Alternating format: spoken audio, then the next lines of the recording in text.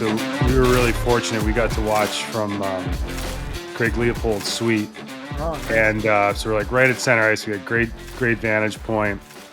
And of course, you can see behind your net, I'm pretty sure all of Moorhead was there. Yeah, right. And then there was some, it was so loud. Like everybody was so into it. But so, you guys win. We stick around, watch the trophy presentation. That's amazing. That, the arena starts to clear out a little bit.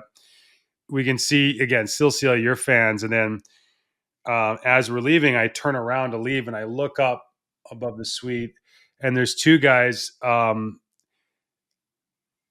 was just like empty beer cups everywhere and they're all decked out in Moorhead stuff. And it's two grown men and they're crying. Yeah. And that was my like lasting impression of the state tournament. And I've told that story to so many people and I'm like, man, like I'm blessed. I get to travel around and watch hockey in a lot of different places. I knew what I was getting into when I went down there. Totally exceeded my expectations. It was wild. Yeah. Is that your first time? First time. And like I said, I've seen all the videos. I knew about the hair. I have buddies that have played in the tournament. I've heard their stories. Mm-hmm. Few things in life exceed your expectations, but that totally exceeded my expectations. Yeah. Well, that's a cool story to hear. Obviously, being from the state, I've had the good fortune of going a number of times as a fan and as a player and a coach. And obviously, this year was pretty special from that standpoint. But the one thing that is cool about the tournament is everybody has a story like that, right? Like everybody has their own connection to it, whether it's, Mason Kraft having the performance he had and being there, being the person to say, hey, I was there when that happened, or, watching your kid or, watching your heroes. And I've had the fortune of doing all of it. And now we've had the good fortune of winning it. Well, I think that was another thing that really stood out to me is, even just, going out on 7th Ave in front of the X and running into folks' families. And I'd ask them where they were from and they'd be from some small town, a couple hours away from the cities. And I'd be like, how'd you enjoy the last game? They're like, oh, we don't have tickets. And I'm like, what do you mean you don't have tickets? They're like, oh no, we just drove here just to be around it and watch it on the TV. And I think with that, everybody seemed to have 3 generations of story. They had the story of like when they were a kid growing up watching it. You mentioned their heroes. They talk about some of the players that they looked up to. They had their own experience of participating in it. And then they sort of had their experience of, perhaps it was their kids playing in it or, their hometown participating. And it just seemed to span a number of generations. So, I would encourage anybody to go check that out. And, because I got to watch all 3 games that you played at the tournament, I got a whole host of questions. Yeah. But the first one's non-hockey related. Can you tell me where the name Spuds comes from? Holy cow. So I'm going to tell you what I know, and I don't know if it's true. So I like it. Moorhead is it's a community in the Red River Valley, on the Red River of the North, which connects some lakes, and it goes up to, I think, Lake Winnipeg. I could be wrong on that, but so it's a valley in the Northern Plains that's known for its farming. As far as I know, it's because Moorhead was a farming community. I don't know that to be true. I know that our school colors used to be red and black way back when in like the 1920s. But I'm pretty sure that it has a reference to the farming in the community. It's unique for sure, and one that's easily recognizable. There aren't too many potatoes out there. Well, I can confirm that I have searched, done a deep dive online to try and find Spuds merch. It's tough to come by. I can also confirm that I ran into a family and asked on the street on 7th Ave that was all decked out and asked if they were willing to sell any apparel. So I guess I'm going to have to make a trip to Moorhead and see if there's a pro shop at the local arena or something to track some down. you mentioned the history that Moorhead's had or at the state tournament over the past 25, 30 years at the high school level. My understanding is that prior to this season, it had been 8 trips to the state championship game, and getting the silver medal each of those 8 times. What's been your experience as an alumni of the program, but also as a coach? How many of those have you participated in? Yeah, it's a great question. So, my family, uh, like both my parents are originally from Roseau, Minnesota, which is Oh man, in northern Minnesota. My dad was lucky enough to play with Neil Broughton, Aaron Broughton, Butsy Erickson. Which, if people are familiar with U.S. and in Minnesota hockey, like they're on the Mount Rushmore, right? So my parents came from a hockey background, moved down here in the 80s for college, and then I was born, and I grew up like when Moorhead was making that rise to statewide relevance. My dad was very involved in youth hockey, but 1970s, Terry Shercliffe, an impactful person, moves to Moorhead and starts to change a couple of things and how that the youth hockey and the high school program work together. In 1987, the year I was born, Terry Cullen moved to town, who really took that next step in the state tournament, or at least state relevance. So in '92, when the Spuds made their first trip, I was 5, and just those formative years, right, when you're really starting to remember things, when you're really starting to develop heroes and dreams and aspirations. Like I was a kindergartner, first grader, second grader when all those things happened. I have vivid memories of going to St. Paul in 1995 in the old Civic Center with the clear boards. I don't know if you're aware of what that looked like, but like I the am, very yeah. iconic stuff, and the Spuds losing to Duluth East. Dave Spihar was a Minnesota legend and had a hat trick in all 3 games. And I was at that game, and I remember as a elementary kid crying in my seat after. Just with the rise of the program and being in it, and then the kind of, you talk about different sections of memories. And then the kind of next wave of Moorhead hockey was in the mid 2000s, and I was a part of that. I was a player. Um, I had the fortune of playing in the state tournament 3 times as a sophomore, junior, and senior. Come on. And both my junior and senior year, we were runner up. So I watched it as a fan. I lived it as a player, and now as a coach. I've been there twice with teams, and we were runner up one time to Grand Rapids in 2017, and now in 2025 we won. So I have perspective in a lot of different ways. As a little kid watching Matt Cullen and Ryan Kraft and Josh Arnold and Rob Grammer, the kind of foundational pieces of what Moorhead was, and then being a part of it as a player and now as a coach, and kind of a full circle moment for sure this winter. John, you've been around hockey enough. When you look at your experience growing up, particularly through the lens of just player development, what do you think the experience of growing up in Moorhead offered you as a player, maybe opposed to if you had grown up elsewhere? Yeah, that's a great question. Well, there's a lot of pieces to it, right? We're in Minnesota where there's community-based rinks, so the access to ice has grown tremendously. When I was a 5-year-old, there was one indoor youth hockey sheet of ice, and then there was also a city rink with the Moorhead Sports Center. But ice in the last 20 years in Fargo Moorhead, or Moorhead particularly, has gone from 2 indoor sheets to now 5.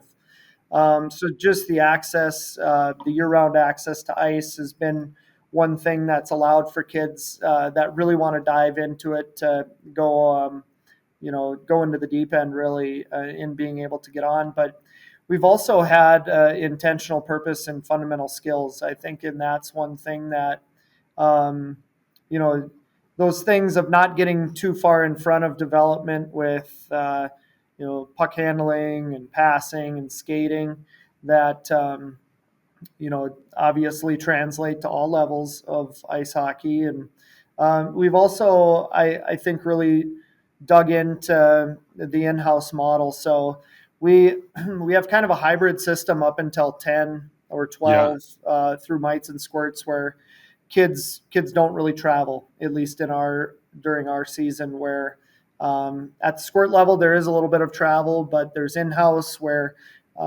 we develop kids through small area games, cross ice hockey, and competing against one another. That not only keeps the cost low, but also raises the kind of the compete level in kids. And there's also been some foundational people, and some of those people I mentioned before, but really making sure that the fundamentals are the core of it. And then in the last 20 years, we have a foundation called the Tobalt Foundation. I'm kind of, you know, diving through a number of different things, but Yeah. the Tobalt Foundation is it's in memory of an alumni, Scott Tobalt, that passed away in a farm accident, and his family developed the foundation to lower the cost of equipment. So you rent equipment in Moorhead until you're a squirt.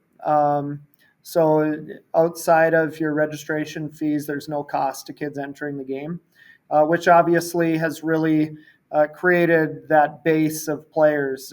As you know, and others know, if a family is new to hockey, one of those barriers is just the startup cost, right? Getting equipment. Um, and this has eliminated that. And once you get families in it for a couple of years, they see themselves as hockey families, and kids see themselves as hockey players, and they stick with it. So the access to ice, the focus on fundamental skills, the lowering of cost creates a huge base. And then obviously we've been really fortunate to have some very, very important people and very influential coaches that have helped, develop those players too. My favorite thing about what your team achieved is just, in chatting to folks, was learning that the group of kids you coach this year have been together since they were youngsters. And I think the conventional wisdom outside, frankly, everywhere outside of Minnesota, is that when you're a good player, the path to success requires you to, leave home, or, be in an environment where you're around, the best players from other communities on, whether that's junior hockey, super teams, et cetera, academies. Um, and it would seem that, you mentioned that at a young age, that there's maybe an enthusiasm that comes from playing in house against each other that might not exist from going out and playing against other teams. Can you maybe just touch more on the benefits of that internal competition and keeping things in house, and obviously the benefits of the cost, but also from a player development standpoint, it would seem that there's maybe some advantages there as well. Sure. I remember as a kid that some of my favorite games as a squirt, a third, fourth grader, was playing against my friends, right? You have not only that friendship, but that inner competition, because it extended from the rink to school, to all the different areas. To learn to compete against your best friends, I think it's a different level of just learning how to play the game at that level. From the parent standpoint, like you mentioned, the cost thing, and having it local is something that benefits. But I think from the player development, um, it really creates an enthusiasm for competition, and it forces you to get better, right? Like you're playing against your best buddies. It pushes you for sure.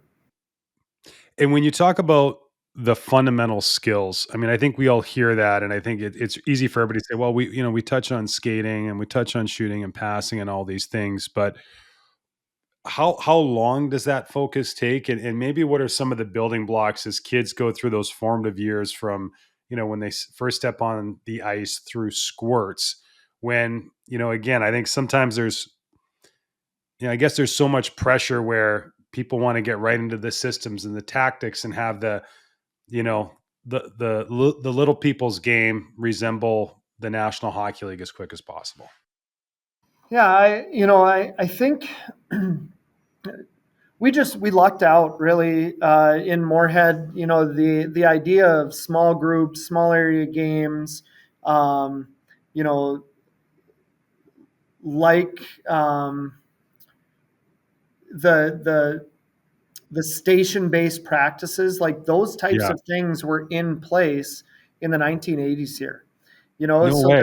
that like ADM type idea was Yeah. something that we were doing, and we called it rookies. Now it's called tater tots, but uh, Love that. rookies, mites, and squirts, up until you really got into your full time travel in Pee Wee, which would be, just after that. So I do think that we had thinkers that were ahead of the game in terms of just development. A lot of them were teachers, elementary teachers that knew how to put kids together, elementary phy ed teachers that were really good at what they did, and we benefited as kids. And then we had a lot of people in our community.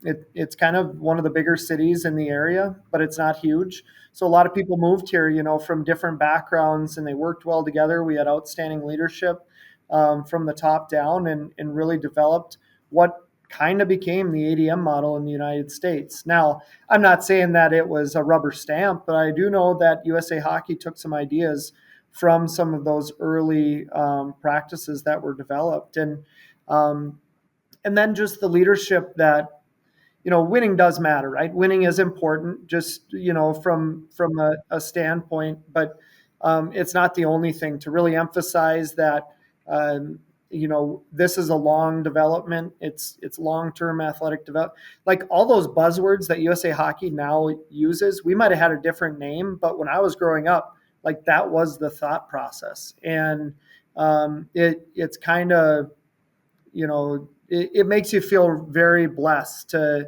grow up in a community that had that type of understanding. And granted, there are people that maybe fought it or pushed back, but that's also what helps you reevaluate and reinforce what your goals are. Yeah, we had some, I've already mentioned some of them, but Dennis Bushy and Terry Shercliffe and Terry Cullen, that really pushed those ideas, and they stuck. The one thing that has become really evident to us at the coaches site, and just, again, we're fortunate we get to have kind of a 30,000-foot view on the overall hockey landscape, is that, the one consistency often in communities that produce high level players is that there's a shepherd. And usually that shepherd is a volunteer. It's a parent. It's somebody that just says, "Hey, I'm going to invest a lot of time." And I mean, you mentioned Terry Cullen. I was doing research. Realized I'm assuming the Cullen Center is named after him and his family. And I think people are familiar with his. I'm assuming his son is Matt. His son is Matt. Yep. Yeah, and but just having folks like that in the community, and the importance of having folks like that in the community that aren't doing it on a transactional basis. It's just purely because they want to see kids stay at home and succeed and build friendships. You know, I watch a player like Mason Kraft. Again, I didn't grow up in the state, and I watch this kid play, and my first thought is he could be playing in the USHL right now. He could be playing in the CHL. I don't know if he's going to get drafted this year, just based on my limited viewings. It wouldn't surprise me at all. And I look at that and I'm like, well, what's his motivation to stick around? Because clearly it hasn't impeded his progress at all. But I can only imagine that there's been, not only opportunities, but a really strong pull to perhaps leave home to play hockey. Can you maybe take us inside, the conversations with Mason and his family, and maybe why he decided to stick around and play his senior season and go after a state championship? Yeah, Minnesota is unique in the fact that there there are kids that decide to play high school hockey as opposed to junior hockey. And this time of year is really when a lot of guys start to wrestle with that, right? So Yeah. there hasn't been the draft yet for the USHL, at least the one where kids come in the next year, and trial camps are in early summer. But when one season is done and another is about to start, is when you start to weigh those things. Mason had those options. Mason was property of Sioux Falls a year ago. Sioux Falls was very open in the conversation about what that possibility looked like. But Mason also right now is a very different player in terms of his makeup than he was a year ago. He's had the mind and the hands and some of the different ideas since he's been a little kid, but he in the past 12 months really went to work on developing everything away from the rink, his nutrition, his body, No way. and he put himself in a position to be the player he is right now, and that started with last year. You know, to be honest, and I don't think Mason would disagree. His junior year was a bit disappointing for him in his potential and who he could be. And I give him a ton of credit, and I think it's important to point out that he made himself into the player outside of just his ideas and his physical ability on the ice. But he did have an opportunity to go to Sioux Falls.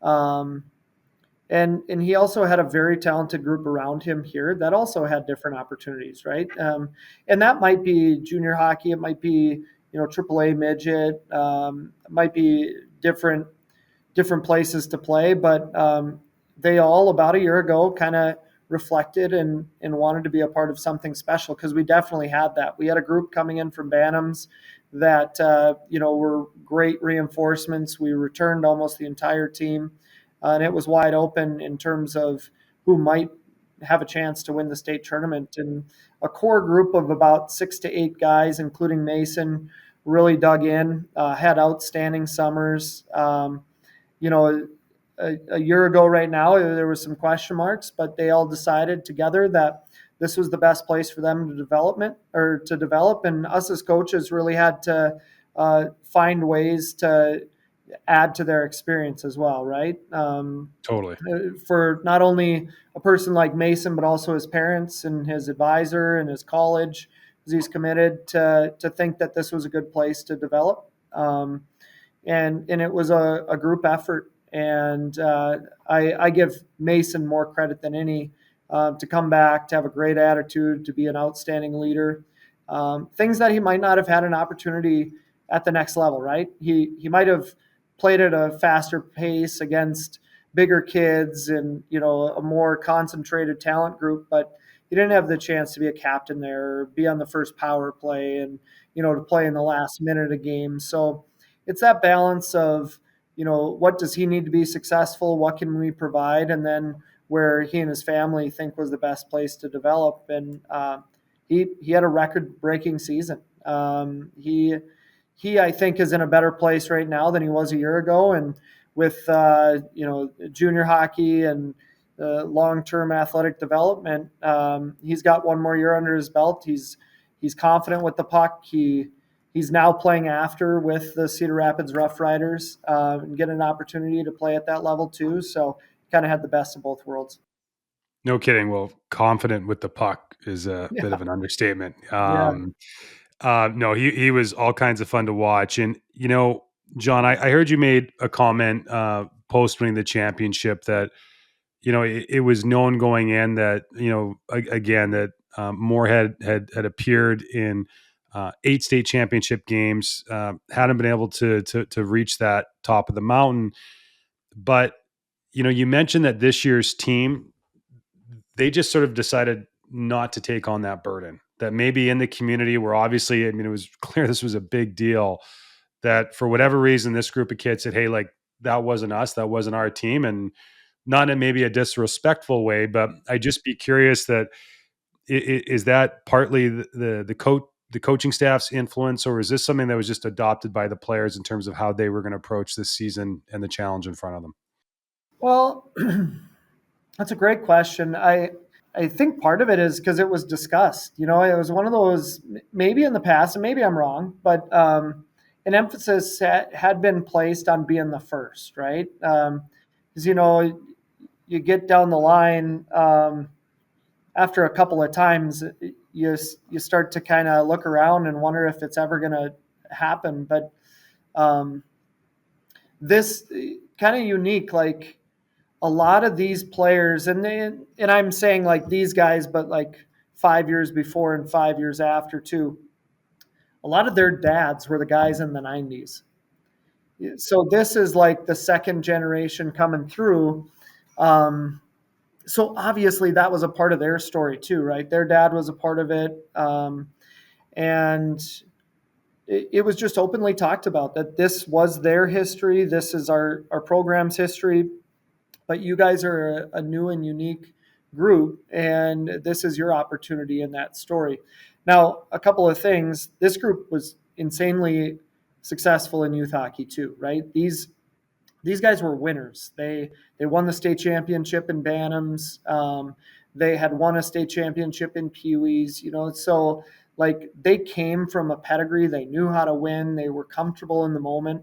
Obviously, it's a much different stage, right? Like the Excel Center is a lot different than a youth hockey rink in front of a couple hundred people. But at that time in their life, it wasn't maybe any different. They were still playing for the state championship. So it was a group that like had won before, and a group that we had conversations a number of times that this was their opportunity. But just a very close group too, right? Like the one thing that I had never won before, right? Because I'm from Moorhead, and this was our first time. You always hear these cliches, right? And Totally. I don't want to get too much into this, but like, that was a special group, or they were closer than ever, or, all those things. And you kind of roll your eyes because you're like, okay, whatever, that's Disney movie type stuff. But like a lot of those things in the reflection weeks after, like they are true. It was a group that got along. Like we never had any locker room issues. They hung out for hours. We had to kick them out of the locker room. Like the list of things that like winning teams say, like it was true with this group. And I think it was obviously really fun, but like for them, like getting back to your original question, like they didn't own it, that burden, because they had different plans, I guess. Like their mindset was that this was our time, this is our group, and we're going to do it. And I would say one thing that stood out to me too, and you talk about that closeness.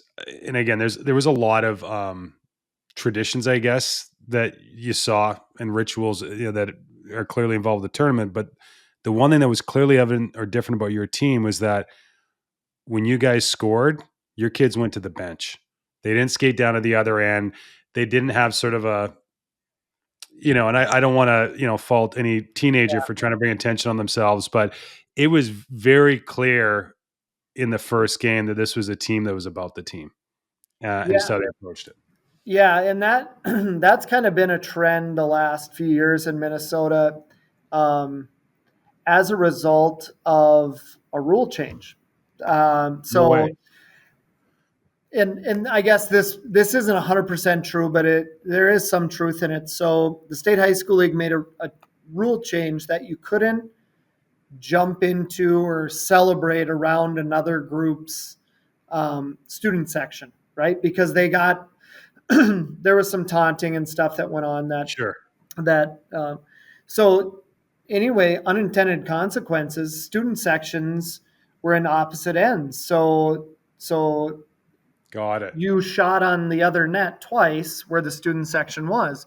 So 2 out of 3 periods, you can't celebrate in that end, kind of, or at least jump into the glass or gesture to the fans. So that evolved into kids kind of, Got it. and it taken a life of its own, right? Scoring in the state tournament is this, thing that Minnesota kids dream about forever, and it just has snowballed from there.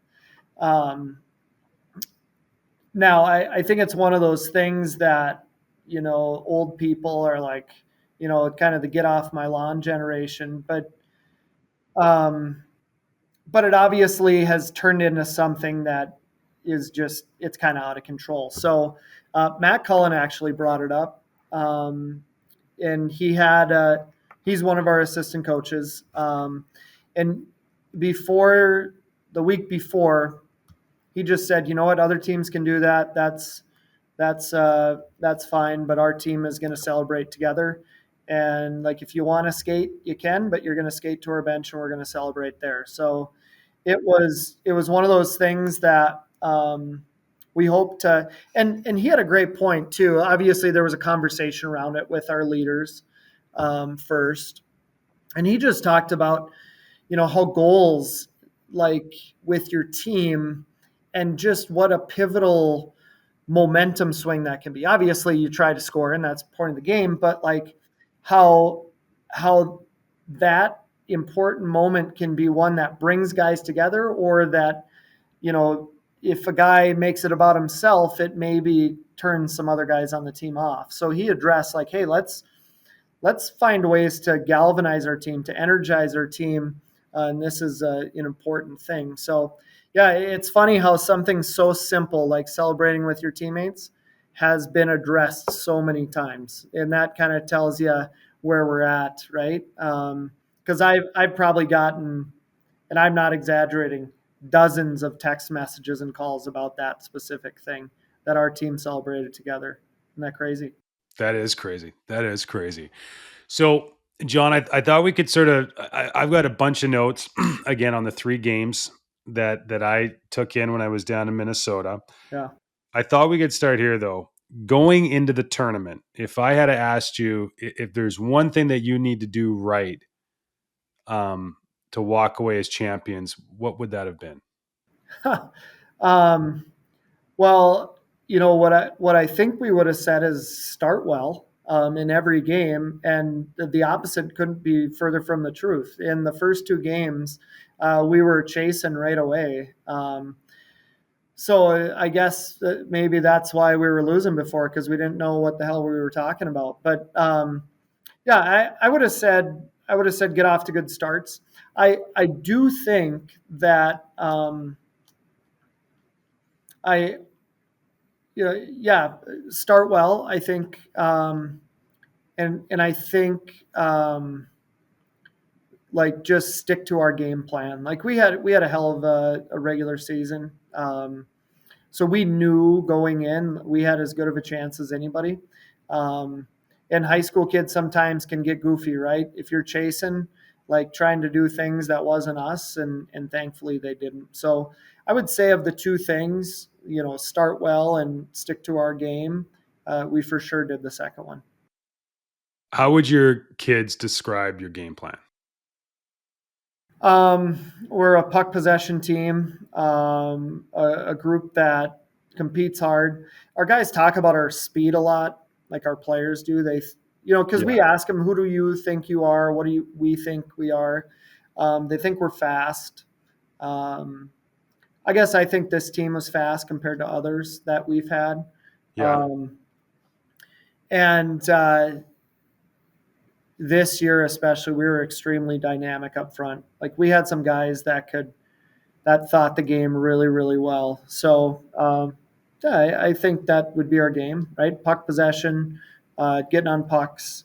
We were not overly physical, but that was our personnel, um, and I think we played fast. Well, so here you talk about that first game, Lakeville South. I'm coming in. I have no context to who's favored, etc. But just in the days leading up to it, everybody I talked to said, watch out for Moorhead.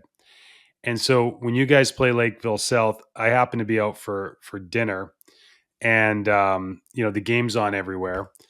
And the game starts, and I glance up, and it's 1-0 Lakeville, and glance up again, and it's 2-0, and then it's like, holy smokes, they're down 3-1 halfway through the first period, and in your mind you're like, okay, this we got maybe a bit of an upset on our hands. And then it was like literally like the food came to the table, and within like a 5-minute span, glanced up again at the TV, and you guys are running away with it. Um, when it's 3-1 halfway through the first, what's the commentary from you on the bench? Just to stick to the game, right? Like we had. Well, first, let's give them credit. Lakeville South came out guns a blazing. They were going. Um, they also maybe, right, are playing a little more free than we were just because they're coming in without expectations. They're the number 8 seed. Their top line was extremely dynamic. The Ernst brothers or cousins, so however they're related, they were on top of us and they gave us fits. So we start out, the lead up to it and that first game are so impactful, obviously, but you make the state tournament, you had a week going into it.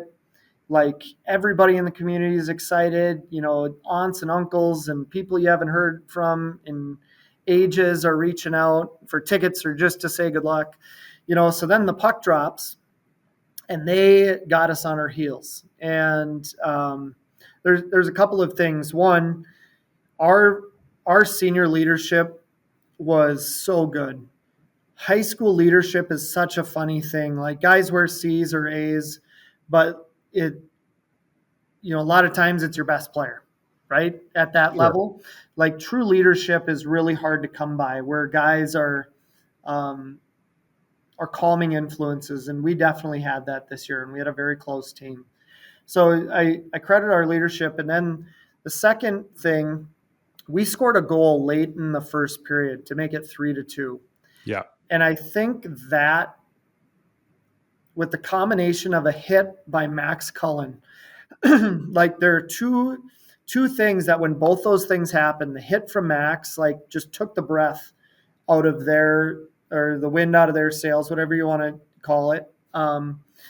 And that goal late, I think, was like, okay, now we're within one. This is realistic. Because going into the period break down two is a different game, right? Um, kind of reflecting back. And then obviously in the next period, we got two calls that went our way that we weren't expecting. The first one was a non-reviewable play. We found that out after, and why it was deemed a good goal. So we score, but the goaltender's blocker came off, um, which is an automatic whistle. But the referee called it a goal, went back, but it's non-reviewable. So just fortunate that a call goes our way, and then a couple minutes later they score on what's determined to be goalie interference. So that's a 2-goal swing, right? Totally. And obviously we're thankful that we played well enough to win, but we got a little bit of luck too, in a couple of different things. And to win, sometimes you need that. True story. You mentioned the hit by Max Cullen. You also mentioned that you guys weren't an overly physical team. That was clear. But with that in mind, how do you go about trying to build momentum as a team that plays a puck possession game where maybe it's not in your DNA to go out and try and gain momentum from finishing checks? Yeah, it's one of those things you can just feel on the bench, right? Like momentum through puck possession and chances. And no, I shouldn't say we weren't physical by any means, but like we did have a few players that could bring that element. Yeah, I guess I don't know, momentum through just playing with pace, catching them running, like one of those things that you can't put your finger on it, but you can feel it from the bench. And we had forwards that could put guys on their heels in a hurry. You guys take game one. Now you're into the semis on the Friday night against Edina, reigning state champions. Yeah. Holy cow, was there just a boatload of talent on the ice that night. In fact, I made a comment during the game that it was the best hockey game I had seen all year. And somebody taps me on the shoulder and said, did you watch the Four Nations face off? Yeah. Canada and the US. And I'm like, oh yeah, that was pretty good too. And I said, well, it's the best live game Yeah. There you go. I've seen all year. And, you guys go down 3-1 early in the game again. But even despite that, like my take on that game was you had two uber talented teams who seemed to be biting and scratching for grade A chances. Like there wasn't a lot of great chances. It just seems that, both teams were just kind of doing everything they could to protect the middle of the ice.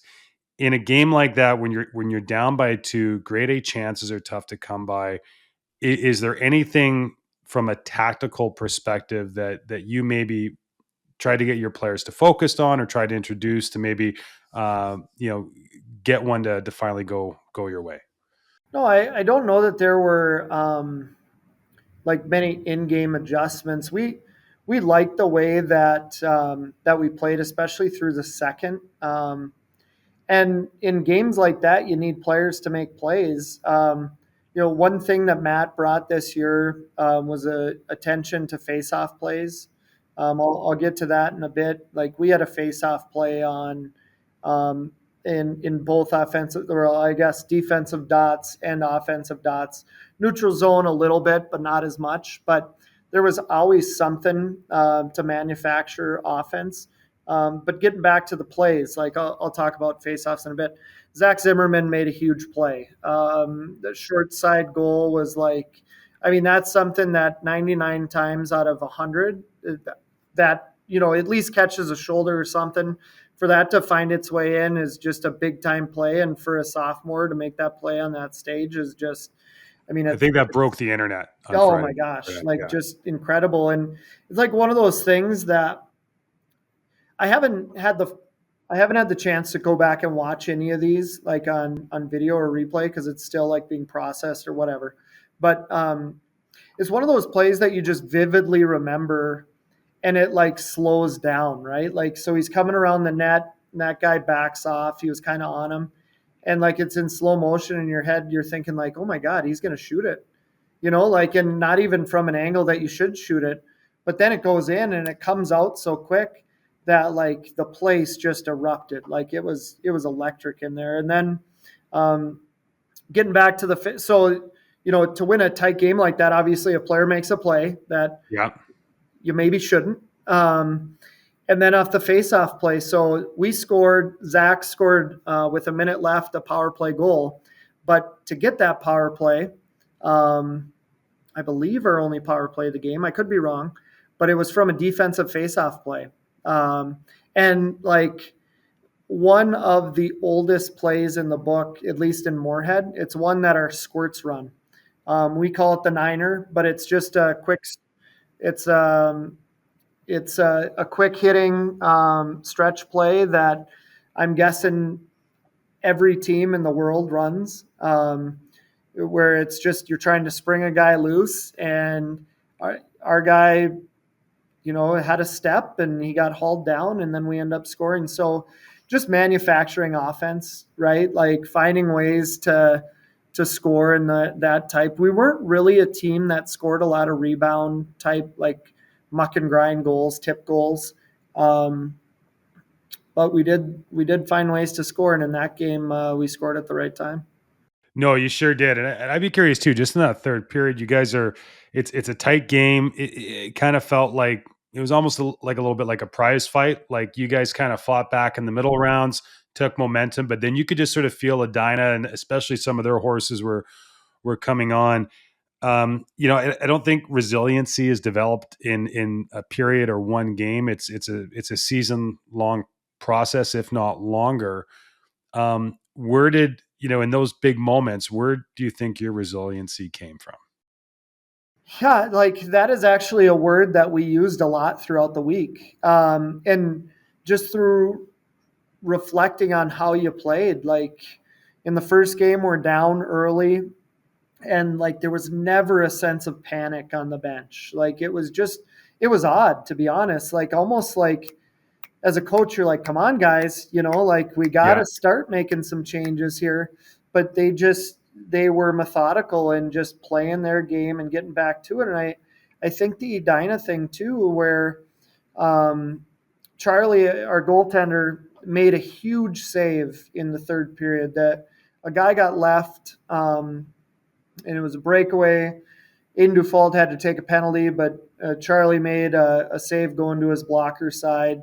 At that time, it was a tie game.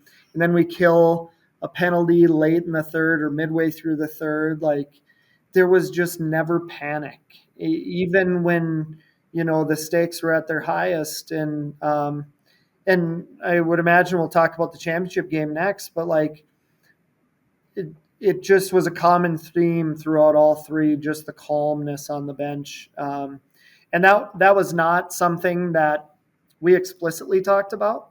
It was just something that our players did such a good job of controlling and handling. And our seniors just managed everybody, and it was really fun to see them do that. No kidding. And so now you're on to Saturday night. It's the final, and just a crazy stat coming out of that Saturday night in that there was 10 hockey games played in NHL arenas in North America that evening, and 9 of those games involved NHL teams. But the game with the largest attendance was the Minnesota State Championship game between Moorhead and Stillwater, which is, and again, I've repeated that to so many people, and they look at me like I'm sideways, but the atmosphere was just electric. And so, with that being said, it's not like your kids have spent all season, playing in that type of atmosphere. I'm assuming it's new for both teams. However, they came out in that first period like it didn't phase them at all. In fact, it seemed to almost energize them. There was definitely, it almost seemed like there was a swagger. And I don't know if that's a result of winning a tight game the night before, but there just seemed to be a swagger in that first period where they came out and just really imposed their will with their skill on the opposition. Yeah, and what a different start compared to the other two games, right? Yeah, Which also caused different problems. But I agree. One of those things that really showed that those guys weren't owning that pass, right? They came out and they yeah, just grabbed it. Like there was no nerves. They were pedal down from the start. And Stillwater was also on its heels, and we could say, even though it was a different group, we had the experience of being in a title game before where Stillwater didn't, yeah. so maybe our community and just that past helped us in that situation. Um, but what a fun start. And what a change, like as a coach, right? So Yeah. you're thinking, okay, this is going to, because Stillwater was the one team we were not familiar with. We had not played them. We watched them on tape. They kind of came on late. They were very senior heavy, and they were huge. They were huge. And that was everything that we didn't do well with, right? Like, I mean, if you were going to build a team that could beat us, it was them. So as coaches, we weren't nervous because we had confidence in our kids, but we knew that them being on the other side of the bracket was a good thing for us because it was kind of our kryptonite throughout the year. So for us going in with that kind of mindset or background, and then for the start that we had, you're kind of looking at each other on the bench behind everybody, wondering what's going on or if this is even real. Um, and then walking in after the first period, um, really, I pulled one of our captains aside going in, and I was like, "Hey, like this is the most important 12 minutes in maybe your career." It was a Aiden Dufault. I just said you got to get control of everybody because guys were wound up, guys were excited for good reason, but Yeah. like we got to just put that behind us and we got to march forward, right? And act, those cliches. It's 0-0, a lot of game left, all those things. And you could almost sense like, okay, we could be in one here, even though we're up by 4. Um, but the kids did a good job, right? But yeah, what a first period for sure. Well, man, I went back, and this is by no means trying to show any disrespect to any players on the Stillwater team, but like probably worth mentioning. Um, Mason Kraft gets 4 goals in that first period out of the 5, and I went back and looked at the highlights, and it was almost as if he was playing beer league hockey. Like just had all the confidence in the world and was placed in the puck in tight spaces. But as you said, the game ends up finishing 7-6. And there was a moment in early in the third period. And again, I'm sitting in the suite, and there's just hockey folks from Minnesota that are all in there, and we've kind of just met each other. And this gentleman beside me starts getting really upset, and he's like, why won't they just sit back? Like, why don't they just put all five players along the blue line and slow the play down and win it? And I made a comment. I'm like, I don't think this team would even know how to do that. Like, they just seem like that's not even something that they could approach. Like, they just seem like a team that's wired like they're going to defend by punching back. And I would be curious to know, like, obviously you have a good team all season. um, you know that you're in contention. Is there at any point where you say, hey, like, maybe we should work on a strategy for defending a 5-1 lead in the state championship? Or was it just an overall mindset that said, hey, this is who we are, and we're gonna sink or swim playing to our strengths? Yeah, it's funny you should bring that up.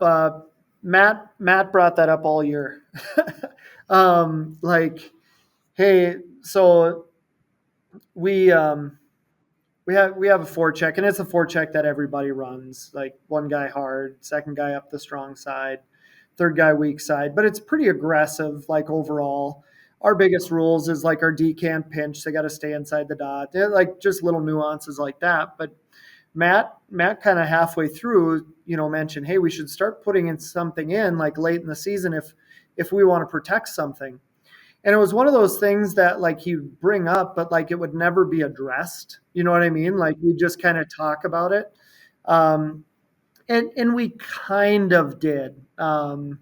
We kind of put it in, but we never really switched to it, right? It was just like reminders like, hey, stay above wings, or, whatever those things might be. But it was honestly never discussed on the bench, or like brought up in between the second or third. Like, we didn't want guys to change their mindset, right? I think going into the third, it was 6-3. I might be wrong on that. But so we had a healthy lead, but we also didn't want them, because Yeah, 6-3. um, we knew the one strength that they had is they could score, and they could score in bunches. So like, we didn't want that to change, and you could feel it a little bit, like that momentum maybe shifting throughout the course of that game. And we didn't want their mindset to change. Um, so did we work on it? I guess the easy answer is kind of. Did we switch to it? It never really was brought up, because what we were doing was working, and we wanted to make sure that our guys were in the attack mentality. So you finished the first period up 5-1 with 6 minutes and 20 seconds to go. You're in a 7-6 game and hang on to a 1-goal lead. Yeah, how's that? The tension was palatable. I don't know what it was like on the bench, but I mean, it was almost like there was this eerie calm over what up until that point had been a really raucous crowd. What would have, hockey is a game of reminders. What would have been, as players are going out for their next shift in that point in the game, what's the reminder you're giving them, in terms of where their head and focus is at? Yeah, so a couple of things going into that. Like, as a coach, um, both coaches used their timeout early, so neither coach had their timeout left. Um, Unique thing with the state tournament is there's TV timeouts, which doesn't happen in the regular season. Yeah, really good So, point. Yeah. so, um, so those were also done. So like, in our own mind, you're kind of matching, keeping those matchups that you want, but you also know you can't go to the well or rest a guy. You know what I mean? Like, this is what we're doing, and we're running with it.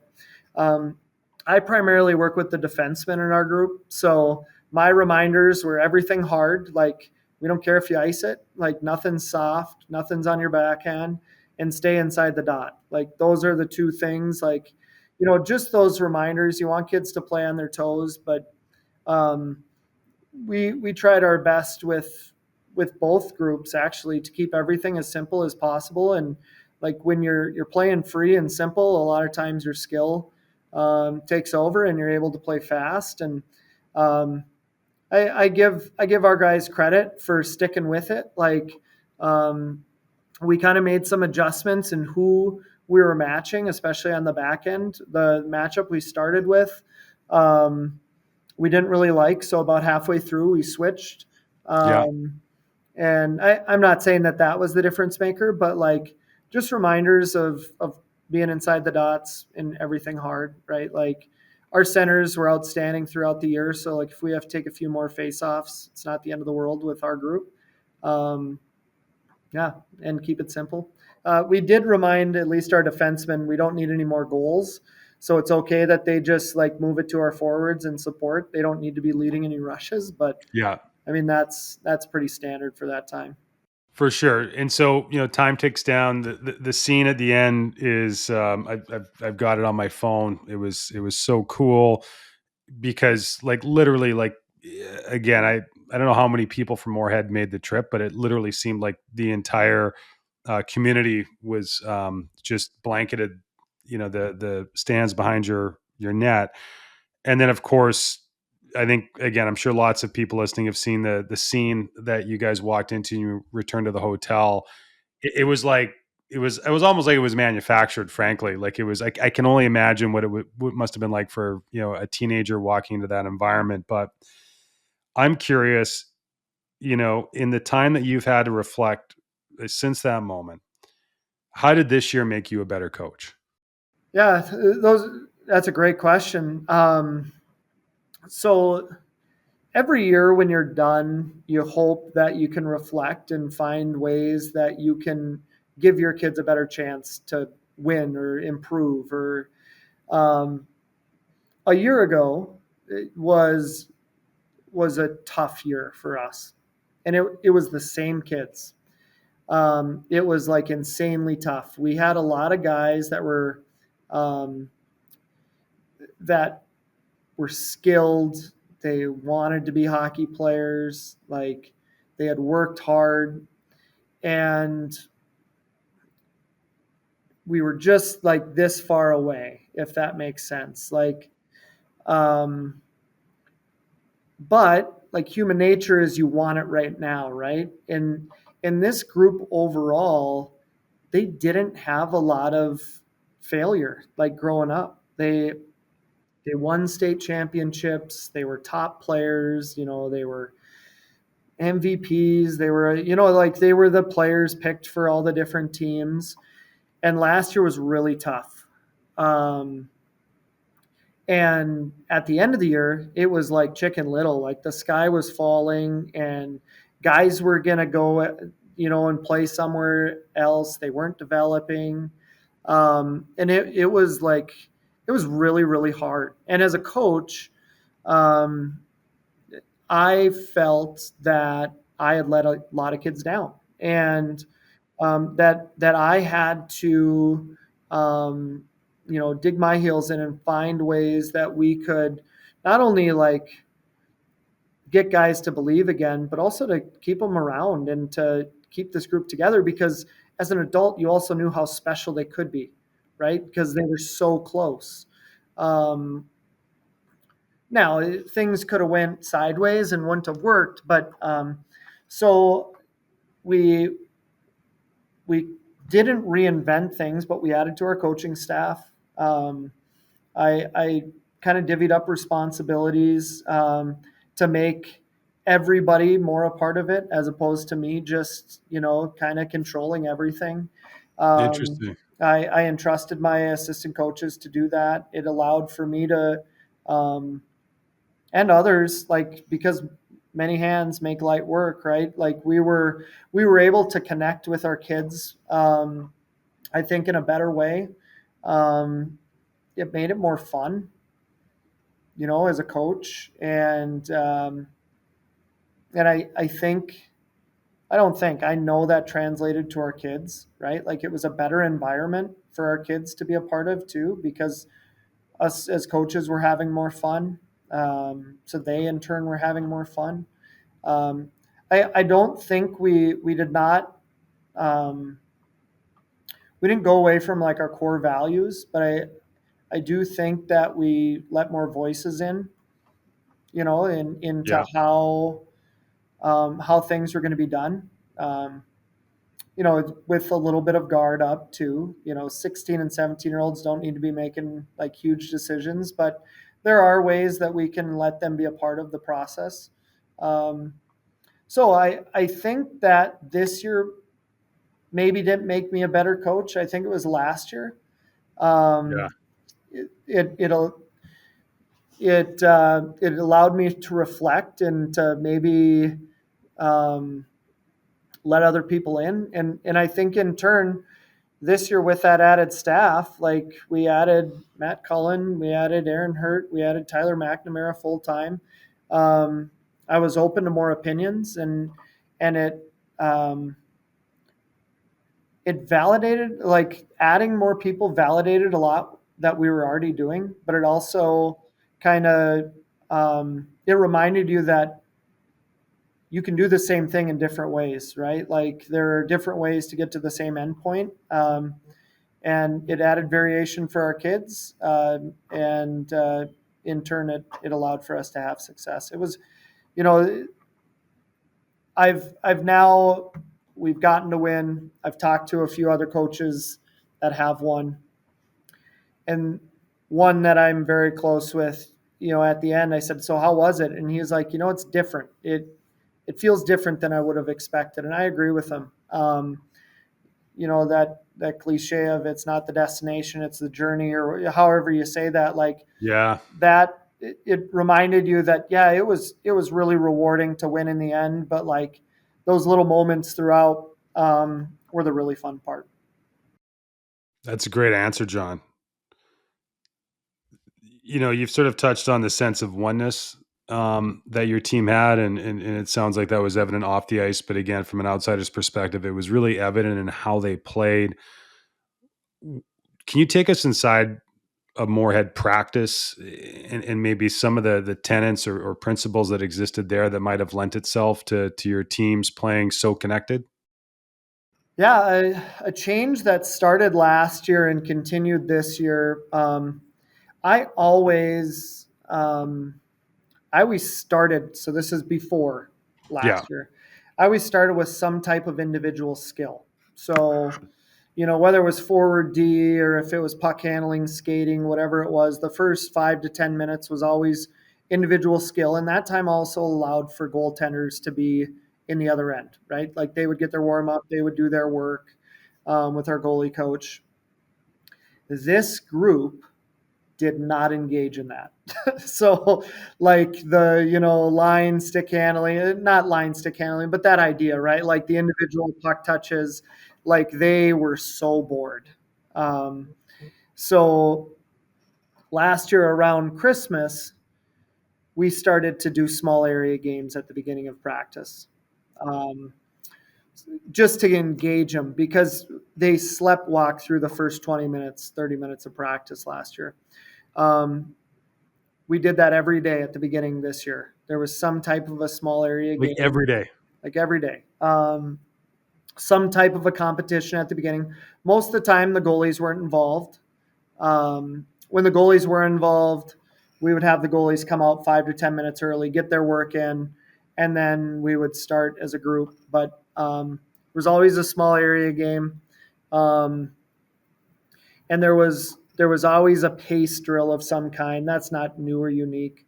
Um, this year, Matt did a lot more 2-on-1s than I've ever done before, like in different Interesting. areas. So Sure. not necessarily full ice, but quick hitters, 2-on-1s. We did a lot more of that than we've ever done, and we did a lot more defensive coverage than we've ever done. We kind of adjusted our defensive coverage. We used to do man on man down low. Um, One of those things. That's what I did when I played. That's what my coaches taught me when I coached. So like that's what we did. Matt brought in 5 on a die or whatever they call it. Where there's more the NHL type Sure. defensive zone. So it was kind of a hybrid man on man, but not really. It was situational with the center supporting through the middle. So that little nuance change, we did a lot of 5-on-5 defensive zone coverage, just situations. And sometimes it was 5 minutes, sometimes it was more, but just touched on that a lot. Um, I really value 3-on-2s. Like we do a lot of transition 3-on-2s. Um, and we did a lot of defensive forward splits, like a lot of position specific stuff. But if you were to say, like, what does a Moorhead practice look like it always started with a game. There was always pace, and there was always a 2-on-1 drill, probably is what it looked like. And we tried to finish with a game of some or competition of some kind, um, with winners and losers at the end too. Um, yeah, and one thing that we had this year is we had a lot of adults on the ice too. Like we had a lot of people out there interacting with kids, talking to kids, checking in with kids, that I think makes a difference too. You know what, John? I want to finish here because I think that I think the nature of coaches is we all want to play Madden, right? Like we want to have control over all the players and everything that's happening. And I think it takes. I'm curious. Just, I mean, you've held this position for a while now, and coaches just naturally, I think, evolve over time. But it's hard, even when you got a talented team. Like it's really hard to empower players to go out and just make plays and be creative and play on instincts. And there was a play, the last goal you score in the final. Um, Mason Kraft, again, who's coming off, he's got, I think, 4 goals at this point, but it's an assist. And granted, you guys have a power play, but it's late in the game, it's tight, and he feathers a puck through the half wall over to Zach Zimmerman and he's got to avoid 3 sticks, Stillwater sticks, to get that puck to him. My reaction to that play was, it would have been so easy for a player under those circumstances to just throw it back down low. He was under pressure, maybe take a bad angle shot at the net, but I could just see how it would be. Um, it would have taken a lot of confidence, not only as an individual, but confidence from your coach to know that if that play doesn't work, it's okay. And I would just, again, I think that those moments aren't moments. Those are moments that are built up over the course of a season. How did you articulate the mindset that, hey, like, we got a talented team. We know that not every play is going to work, but we're just going to keep making plays, and put all our chips in the middle of the table. Yeah, it might be a non-answer, but I think it's the right answer. Mason has played in Moorhead. Mason's dad played for the Spuds, then played for the Gophers, played professionally. And then when he was done, the family moved back when Mason was like a first year peewee, I think. Mason had played for Moorhead for 7 years at that point. I don't know that it was a message that I Yeah. gave Mason. I think for Mason to make that play, it was over the course of 5 years.